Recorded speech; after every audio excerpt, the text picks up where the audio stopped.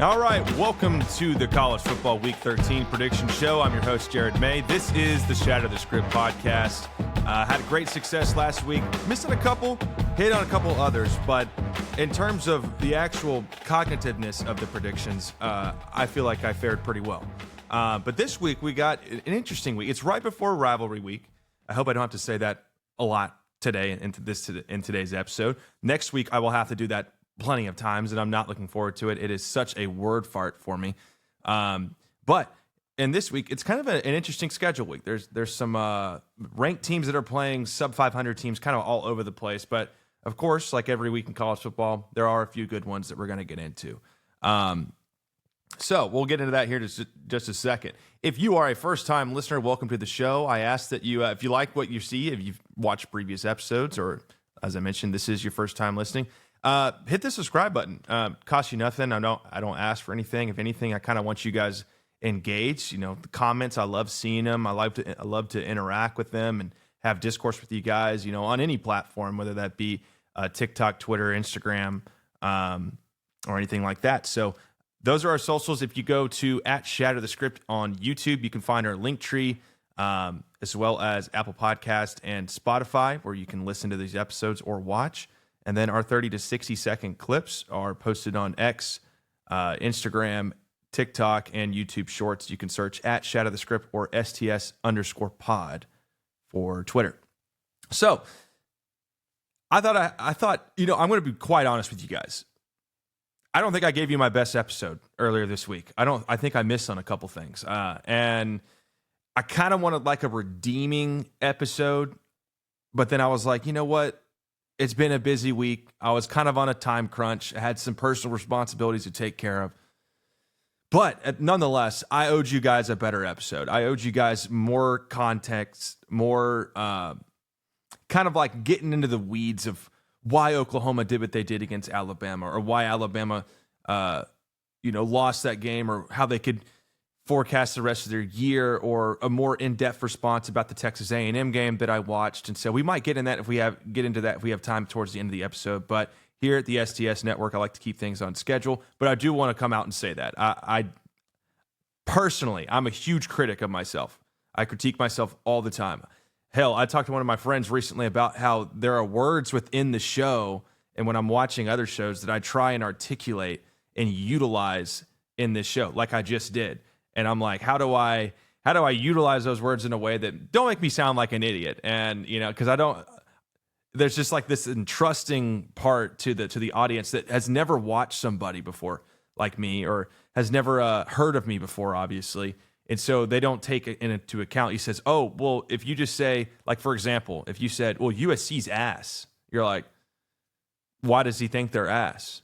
But if you said, USC is an underdeveloped program due to X, Y, and Z, then you might have some claims to go off of, and in no ways manipulate the audience, but to educate them, to say, hey, here's some things you might have missed. That's the whole purpose of this platform, is to debunk the mainstream media, where the mainstream, or the AP poll committee, or the selection committee in our certain case, would be to say, they say this, we say this.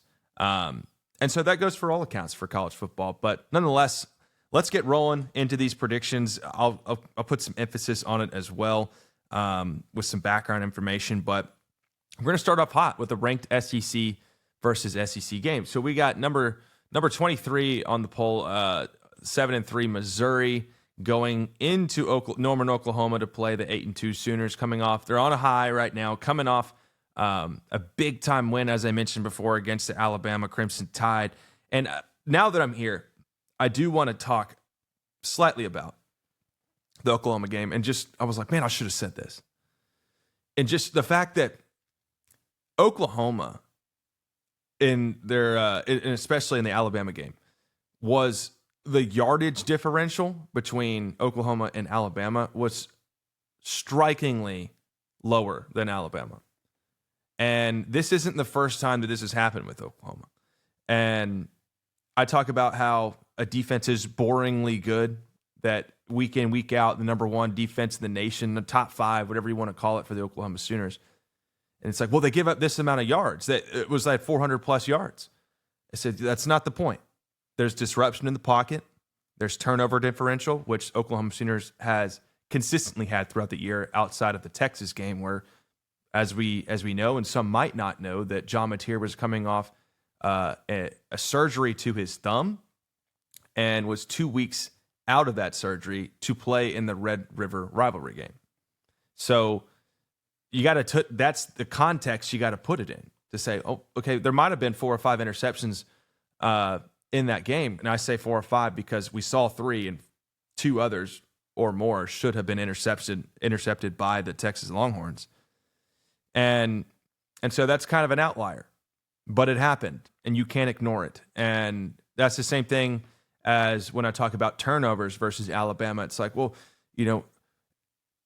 Alabama's offense had far more than Oklahoma. What are you talking about? Good defense. He said it's not about that. Alabama has a phenomenal offense. No one's going to deny that. They had 4 or 5 ranked SEC wins in a row, with one outlier versus Florida State, which everyone loves to talk about. And Oklahoma Sooners defense caused 3 turnovers. Look, Brent Venables is a defensive coach, if you haven't figured it out yet. So this offense, which still has a quarterback coming off of, we don't know how long that process takes to heal from that thumb injury completely on his throwing hand. So we might be seeing a fraction of what Oklahoma is capable of doing. And so in saying that, as the season progresses forward into the college football playoff and closer to the championship games and the end of the regular season, these college football teams and these coaches have to figure out, and it's my job and like other podcasters' job in this arena to evaluate this for the fans, to say which teams are hitting their peak and which teams are declining, because that matters. It really does. Think for Texas A&M, for example. They had all these games that they won, and then they almost dropped one. They didn't, but they almost dropped one. Didn't look so good in the first half. Could possibly be a declining football team, and you could catch an L versus Texas in the final week of the season after playing a 1-10 Sanford team. That could be sort of a decline. And then you got to play an SEC championship game. If you lose that one, that could be another decline. So when are you going to start peaking? And for an undefeated team, that's a really difficult evaluation to figure out as we move forward in the college football season. As for Oklahoma, I believe they're peaking at just the right moment. I believe they are a football team that knows exactly what their identity is. They know they're a defensively leaning program. They know that their offense can at least put up some points and they can move the ball, they can control the clock to a capacity that will get them some points on the board, whether it be a field goal. The red zone efficiency might not be up to par, but they know that John Mateer can be relied upon to move the ball down the field and control the clock. And that stuff matters when you have a really good defense. Alabama, on the other hand, is pretty good at all facets of the game. But there are times this year where two of the 3 major sides of the football, aspects of football, offense, defense, and special teams, didn't click, and they ended up losing the game. And so, of course, turnovers are never, ever something that you want to happen for your own program. And that, I talked about it last week, that's a 1 possession to 3 extra points at like a 10-point swing if you turn over the football in college football, at least. In the NFL, I would argue it's only about 7. And then in high school levels, it's like a 14-point swing. It's like you get a turnover, bro, you could easily get things out of hand. So, but for this game, Missouri is 7-3. They're going into number 8, Oklahoma, at 8-2. Their previous games, Oklahoma beat Alabama 23-21. Missouri beat Mississippi State 49-27. And so I think the interesting about Missouri has played close games with most of the SEC opponents besides the last 2 that they've played with. They've won one against, as I mentioned, Mississippi State, and then they lost one to Texas A&M by 2 or more possessions. And so with the loss of Pribula, they're rolling with this guy, Matt Zollers, who has less than 115 passing yards in the past 2 games, and I don't think he's eclipsed 10 completions quite yet. But they're going to be heavily reliant on the run game. I think in a game like this where you have a really good defense that they can shut down either the run or the pass, the Sooners.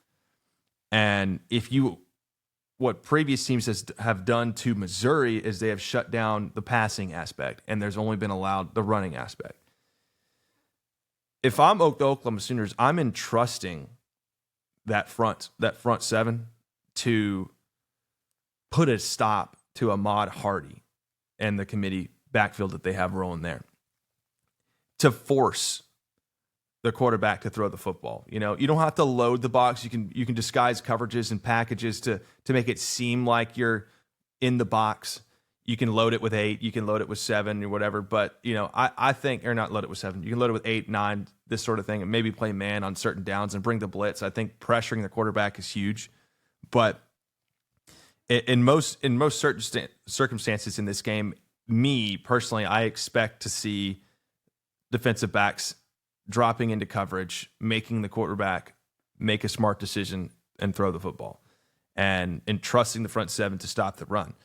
On the flip side, I think, with that being said, Oklahoma will acquire a couple of turnovers on defense, and that'll flip the game kind of on its backside to say, well, we got this young quarterback out here. He hasn't shown much progression as a passer. We're going to take advantage of that. We're going to make him make decisions. He's going to make mistakes. And then the run game doesn't matter because they're so far out of the game. And it is unfortunate that Missouri is ranked, because with Pribula and Twitter and all these people, they're going to whine about everything, right? So why is Missouri ranked? They're not a bad football team.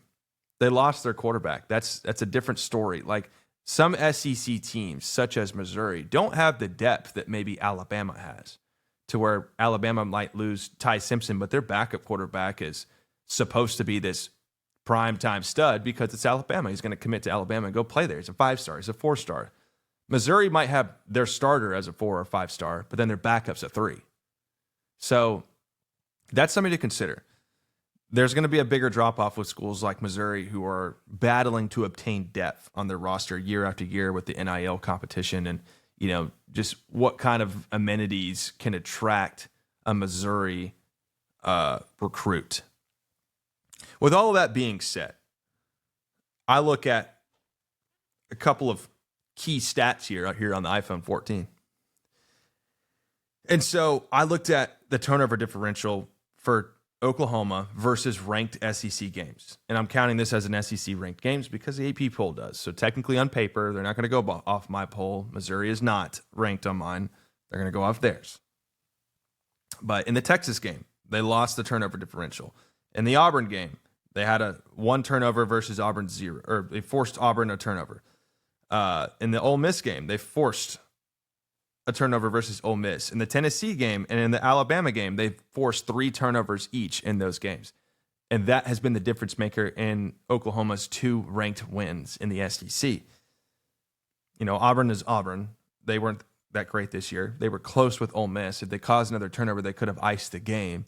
So I think the recipe to beating premium SEC football programs for Oklahoma is having their defense, being reliant on their defense to cause at least 2 turnovers, whether it be a fumble, a muff punt, an interception, strip sack, things like that. Turnover on downs. So I thought that was a little eye-opening, because I was like, I feel like Oklahoma has dominated the turnover battle. It's like, okay, well, outside of the Texas game, they kind of have. They've at least forced 1 in every outcome. And so the yardage differential was the other one, because in the Ole Miss and Alabama game, as well as the Tennessee game, the Oklahoma Sooners were outgained by 100 yards or more. Against Alabama, they were 194 yards below Alabama's total yardage. Ole Miss was right about 100. They were minus 17 versus Texas. That was just a wacky football game. And then against Tennessee, Tennessee had far more yardage. So it's an oddball. It really is. It's like almost saying that they're turnover dependent. But nonetheless, with all that being said, I have the Oklahoma Sooners winning this football game 30-17 versus Missouri at home. I think they move to 9-2. Then they go and play LSU at home in the final week, and we'll get to evaluate that when we get to it. But at that time, without Brian Kelly, the future for Oklahoma to get 10 wins this year is a valid possibility if this prediction comes into fruition. So I've got Oklahoma winning and moving to 9 wins, and whether they win or lose in that final week, that is still a stellar season from Oklahoma, considering their schedule.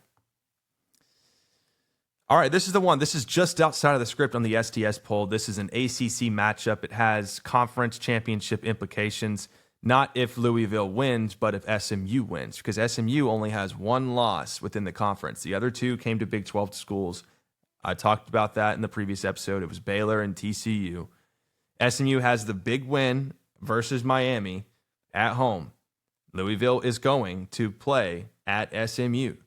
So there could be an upset possibility here, if you want to call it that. But the other thing, too, is it could be a get-right game for Louisville, because Louisville has lost 2 straight. They lost to California, and then they lost to Clemson on a Friday night, 19-20, after missing like 3 field goals throughout that game.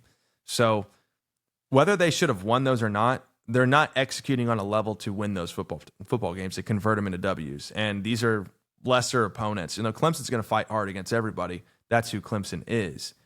Nonetheless, you should be beating those teams if you want to guarantee you a spot in the conference championship game, or better yet, in the college football playoff.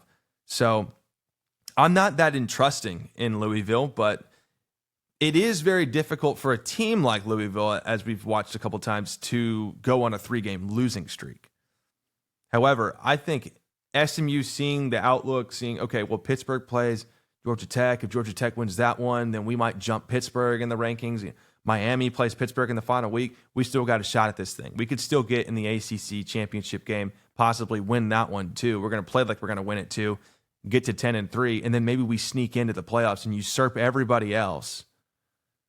And I don't think that could happen. I think if SMU won the ACC conference championship, that they wouldn't put any ACC teams in because of those 2 losses. You're like, everybody was beating each other senseless. So I don't know. You guys beat him. That team lost to them, but the team that lost to them beat them, and also them. But then that team lost to 2 or 3, and then I guess Miami beat Notre Dame. So the ACC is a conundrum for sure. But as I mentioned, SMU, 2 losses to Big 12 teams, defeated Miami at home. Louisville on a decline. They defeated Pittsburgh and Miami earlier in the year, although the Miami game on a Friday night was a +4 turnover differential where Carson Beck played abysmal, and they lost to Virginia early in the year. So a lot of tiebreakers there, but end all be all, I think against what most people are probably predicting, SMU is going to win this football game 27-23 at home. I think SMU is kind of built for the home game here. And I'm inclined to believe that home versus away matters in Texas, especially. And so a team from Kentucky going into a Texas stadium, and, when SMU's good, people want to show out. They're cheaper tickets, so maybe more people get in there. It's a louder stadium. And so maybe they shake some trees and make lemonade. Who knows? But I got SMU winning that game, and the confidence meter, probably a 4, a 3 or a 4. But I'm going to take a risk there. But that's an entertaining game. I think everybody should. It's a non-ranked game. They're both not ranked. I would say tune into that one. If you don't like the ACC, I don't blame you. All right, here's the big one. Here's the big one of the weekend. This is the one everybody's kind of been highly anticipative of. But it's a Big Ten matchup between number 15 USC going to Eugene, Oregon, to play number 7, Oregon and Dan Lanning. USC's 8-2, Oregon's 9-1. And Oregon's played a couple of games this year in the rain. And I get it. They're in the Northwest, so that tends to happen quite a bit. USC right beneath them geographically. And so I look at it in terms of USC coming off of a very close game versus Iowa, but as Lincoln Riley stated and as others have stated, that was a culture game. You're down versus Iowa, and you're down versus Iowa. That's a completely different scenario than being down versus like a UCLA. That defense for Iowa, they can control the game. They can They can manage the clock, and it might not be that easy, even at home, to overcome that deficit. But USC did it. They fought their butts off, and they did it. They won 26-21. That's a culture game. And I'll mention another culture game that people aren't recognizing it as a culture game, but Texas A&M down 3-30 at halftime and winning the football game. That's a culture game. What are you guys made of? How are you going to respond when you come out of the locker room in the second half? USC did that. Oregon had a gimme game on a Friday night versus Minnesota. They won 42-13 last week. Coming into this week, I think, USC had that loss away versus Notre Dame. If you watched the game and didn't look at the box score, it was a very, very close game until USC turned the ball over. I don't want to say 3 times, but 2 times in the fourth quarter that just allowed Notre Dame to carry away with the game. And then as they carried away with the game, the rain came in.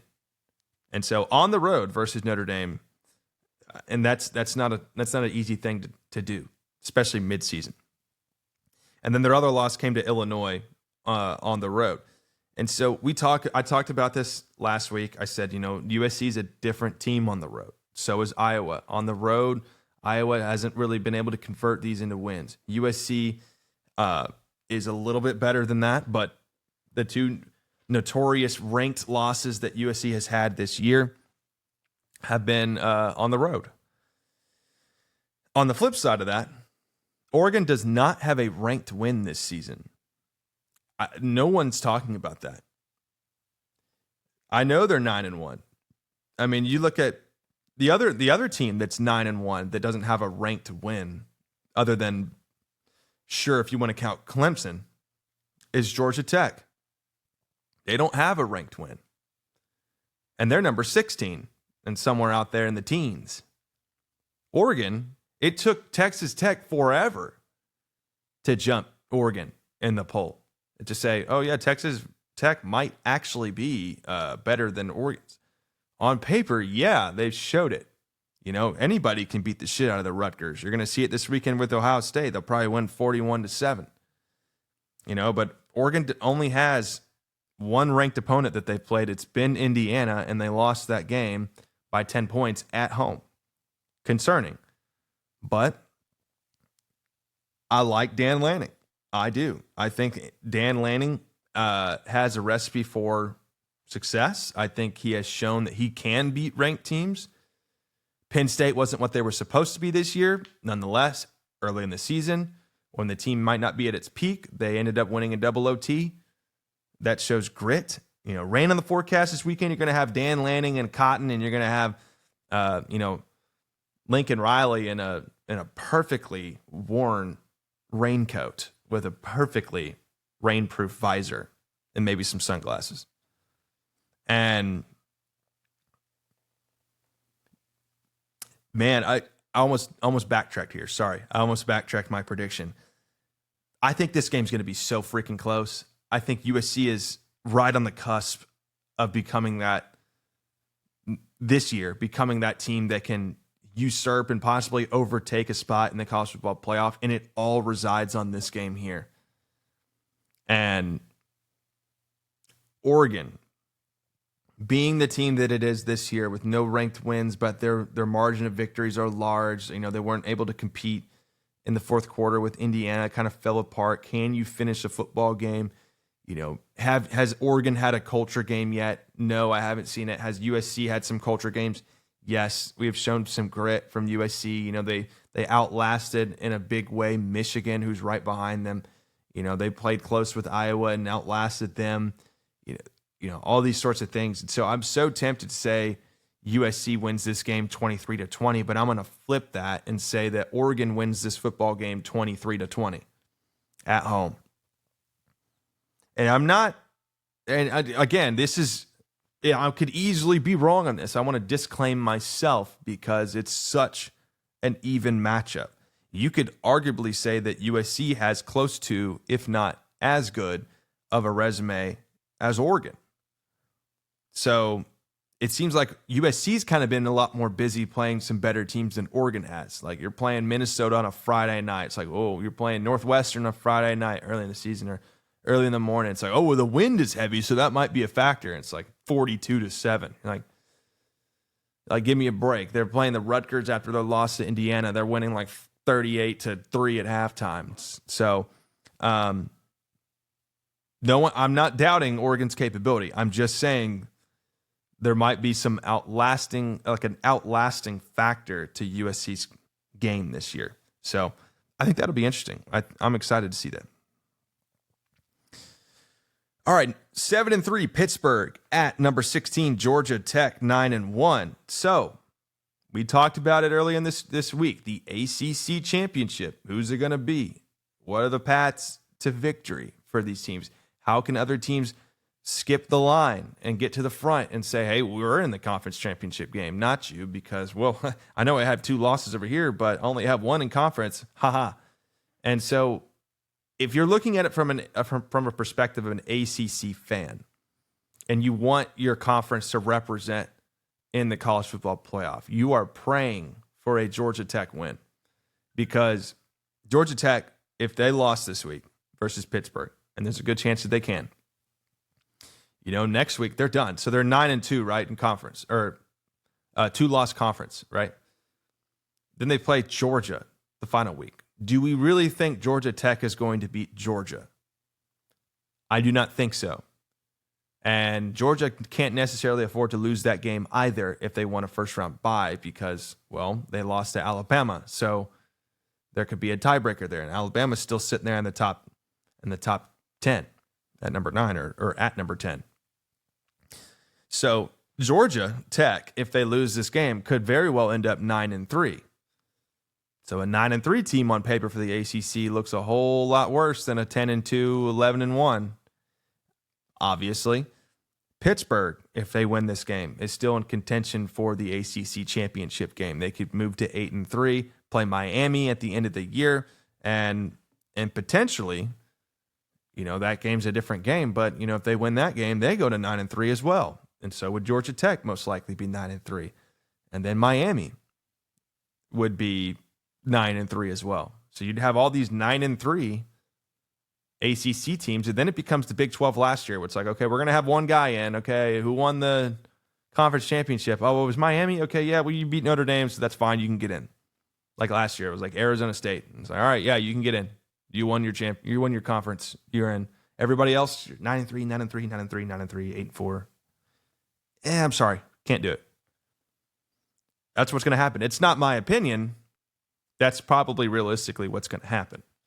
But, Pittsburgh coming off a quote-unquote blowout versus Notre Dame on College game day. Narduzzi had no interest in playing Notre Dame and no interest in winning that football game. I talked about it before, but nevertheless, the result ended the way that the coach talked about.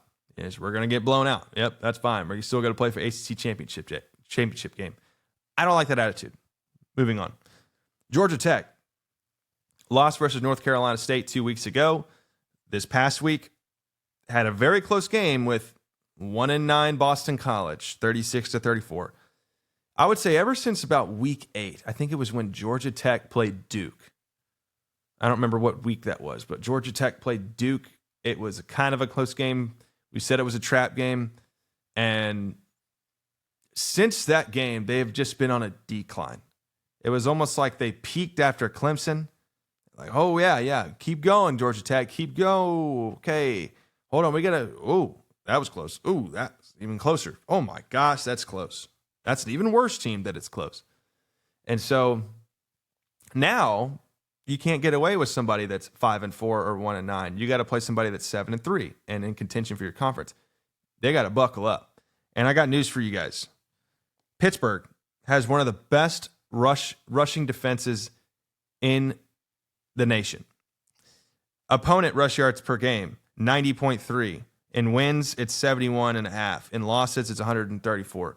But they're averaging less than 100 yards of rush yards allowed versus them.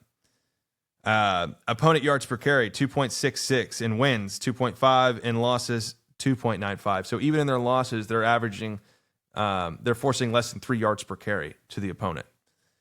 And then rushing touchdowns allowed. They've only allowed 9 in all their games, 7 in the wins and 2 rushing touchdowns and losses, which probably tells me, if I'm looking at the stats correctly, but what it tells me is that if you can pass on them, pass on them. Their DBs are getting fried like pans. And then tackles for loss. They're averaging 7.5 tackles per loss in their wins and 8.5 tackles for loss in their losses. And they have 70 tackles for loss all year. So this is a good run defense team. But you can throw on them. And Haynes King does everything under the sun, right? I mean, he has 20 plus carries a game. He throws it about 20 times a game. He only has 2 interceptions on the year. He's a Heisman contender, arguably. He's number 3 or 4 on my Heisman list. So that's detrimental to what Georgia Tech's identity is, which is ground and pound, run the football, use the committee backfield, utilize Haynes King and quarterback counters, quarterback sweeps, keepers, read options, etc., RPOs, all that kind of stuff, right? All that stuff is right there for the taking for Pittsburgh. Now, the Georgia Tech offense, their rushing yards that they have gained as an offense in 2025. So they're averaging 224 rushing yards a game. That's top 20 that's top 20 nationally. Yards per carry, they're averaging 5.93 yards per carry. That's top 10 nationally. Rushing touchdowns, they have 28. They're not ranked, or there is no rank there. Runs of 30-plus yards, they have 10. That is a top 10 nationally. So in 2 of the 3 categories that I mentioned that are more relevant than the other one that I was talking about, they're top 20 in the nation and top 10. So this is going to be a ground and pound game. This is going to be a war of the trenches. And from what we've seen from Georgia Tech's coach, he is all in on winning the trenches. If you can't win in the trenches at Georgia Tech, don't go to Georgia Tech. That's what they want to do. They want to ground and pound. They want to control the line of scrimmage on both sides of the ball, and they want to hammer you in the fourth quarter and finish the game strong by numbing you down quarter after quarter. Oh, man, we only get a 5 to 10 minute media break after the quarter. Oh, we got to go back out there. It's the fourth quarter now. That guy's ran it like 40 fucking times. Yeah. So my final prediction after all that being said is, nevertheless, I think Pittsburgh wins this game. I think Pittsburgh wins 24-19 versus Georgia Tech. I've taken 2 risks today. 2 risks. I almost took a third with the Oregon and USC game, but I've got Pittsburgh winning by a possession versus Georgia Tech. I think it ensues chaos. I think the ACC is the outlier this year. I think with the ACC losing games and there's too much cross-referenced losses and wins, it creates a scenario to where BYU can find their way into the college football playoff. And I think Big 12 fans are really rooting for those 2 teams who have shown the most in the Big 12 this year and in conferences outside of the SEC and the Big 10 that they can play ball. So last year, it had some ACC teams in there, kicked a few out that were arguably close. Maybe it didn't go the way that it should have gone, and they had 1 Big 12 team. Maybe this year it's 2 Big 12 teams and 1 ACC team being the champion just by default. But I don't know. We'll see. I think Georgia Tech is the better football team, but Pittsburgh, it almost seems like they've been prepping for Georgia Tech for 2 weeks. So we'll see how it goes. I'd be very disappointed I'd be very happy, actually. I'm going to flip that. I'd be very happy if Georgia Tech throws the ball all over Pittsburgh and what I said was correct. Although I think that's outside of the realm of their identity. I hope it happens. I hope Georgia Tech wins. I'm rooting for them. All right. Moving on to the final game. This is number 11, BYU 9-1 at 7-3, Cincinnati unranked. So their previous game, Cincinnati lost to Arizona 24-30.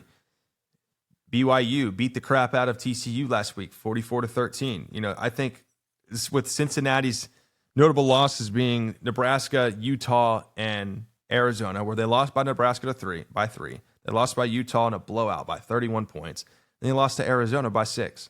So that's concerning because they were kind of a hotshot team at 7-2 at one point, or it was 7-1, I believe. 7-1, 6-1 at some point, and you're like, okay.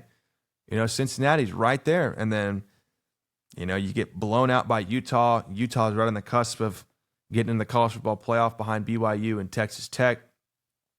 If they stole that game versus BYU, You could argue Utah is that second best Big 12 team because they played a much better matchup versus Texas Tech.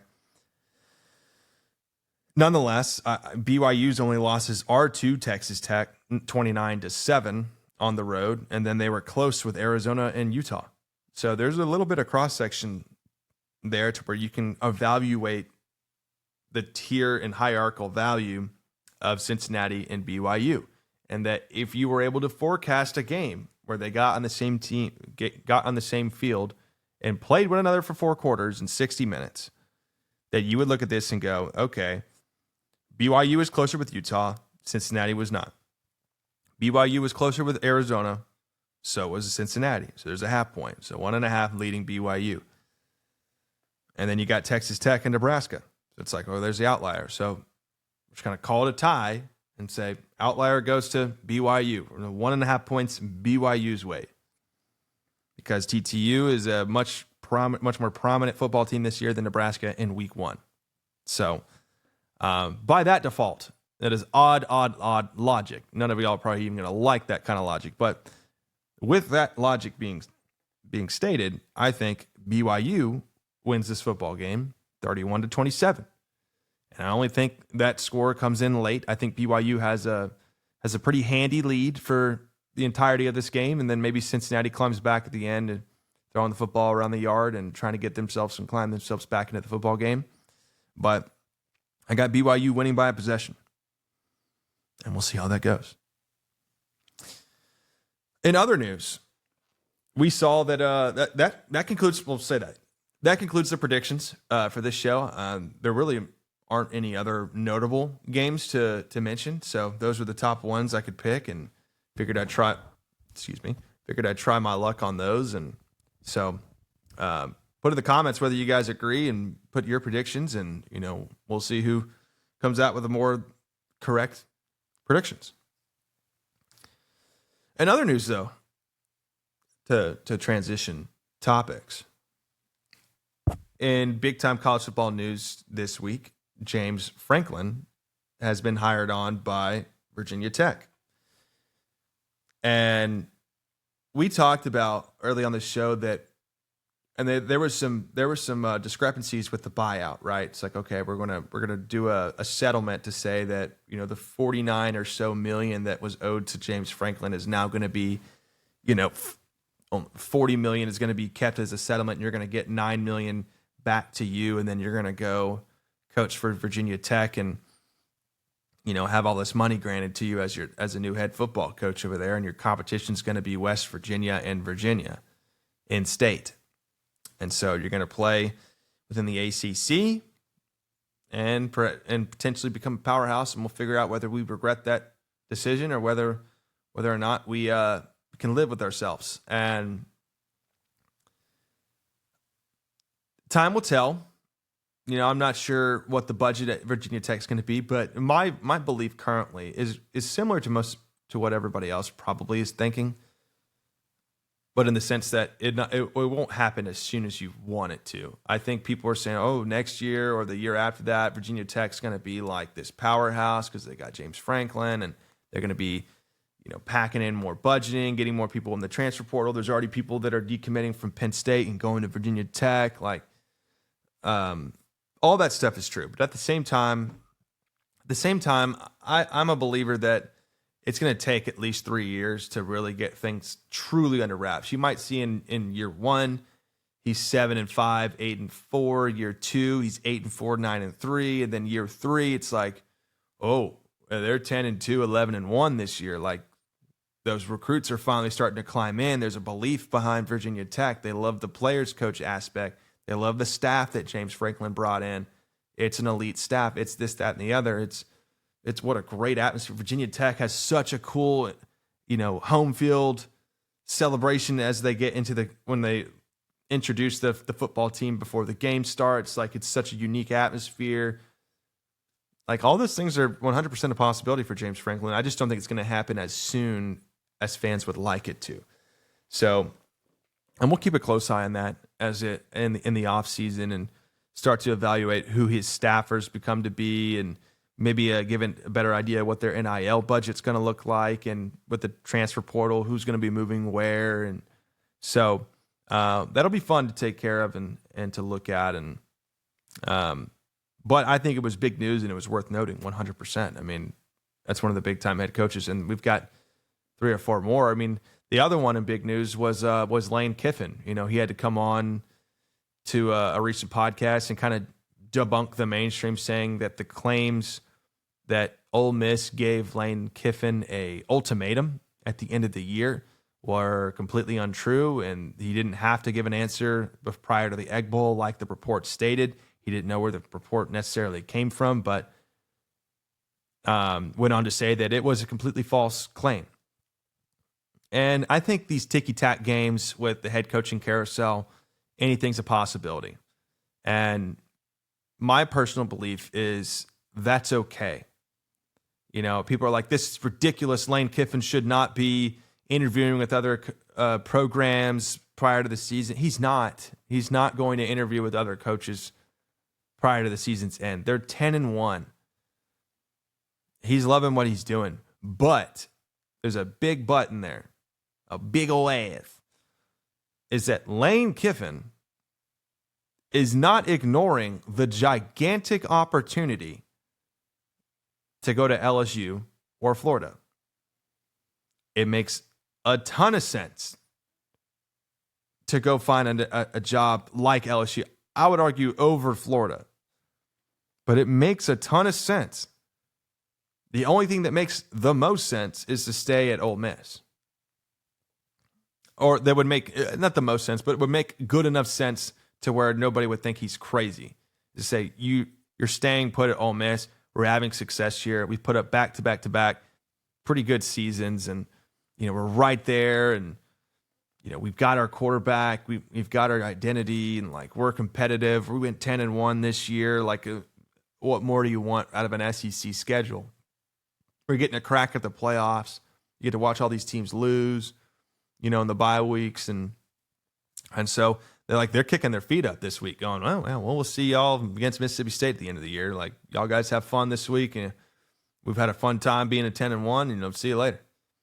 So, but I haven't talked much about this, but if he were to take the LSU Tigers job,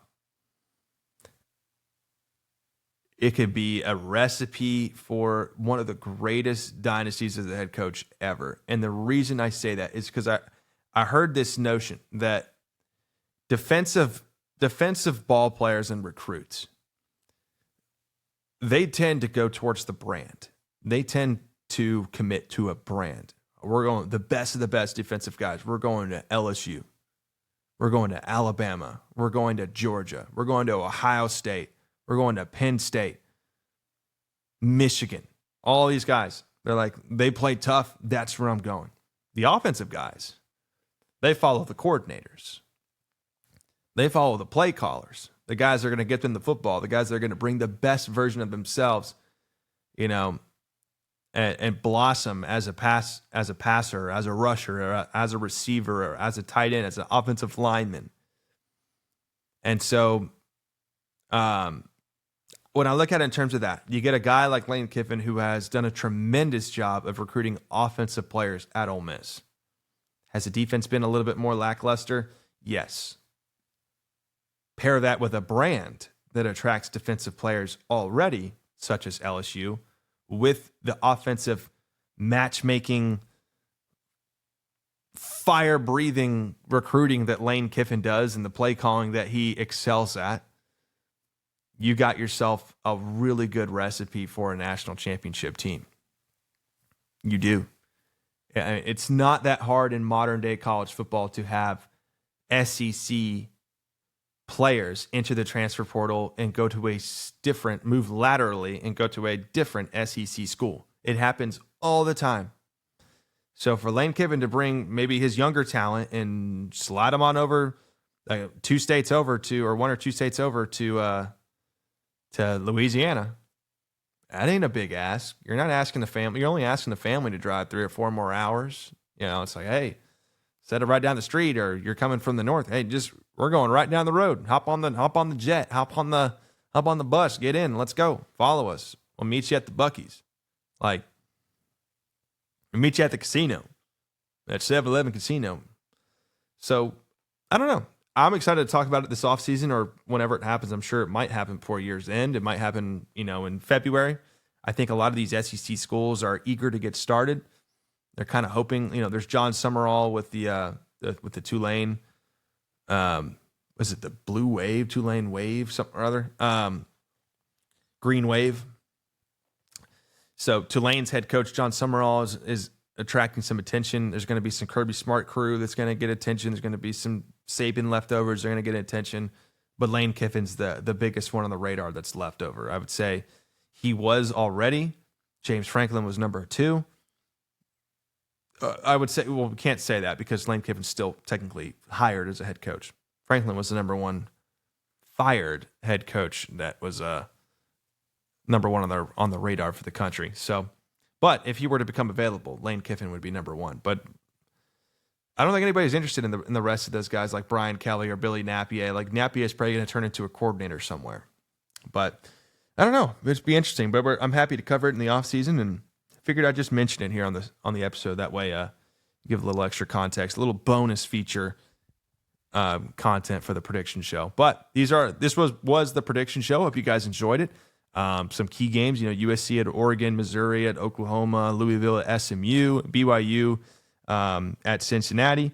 And so, as always, you won't have to have or as always, there's going to be a lot of college football this weekend to watch, and it's going to be super entertaining. But you don't have to have 4 screens on at once. Thank God. Maybe a dual screen here and there. But we'll be eyes on. We'll be watching it, and we'll give the analysis of the updated STS poll next week, as well as we'll be having one mega episode next week prior to Thanksgiving. It's going to release on Tuesday morning, 6 a.m., midnight-ish, prior to Thanksgiving. That way, all the content gets out. You guys can enjoy the time with your families and catch the games scot-free. But we wanted to bring predictions, analysis, and rivalry week analysis all into the same into the same show with the contributors. So I'm excited. I'll see you guys next week. Y'all have a great weekend, and Geek 'em Aggies.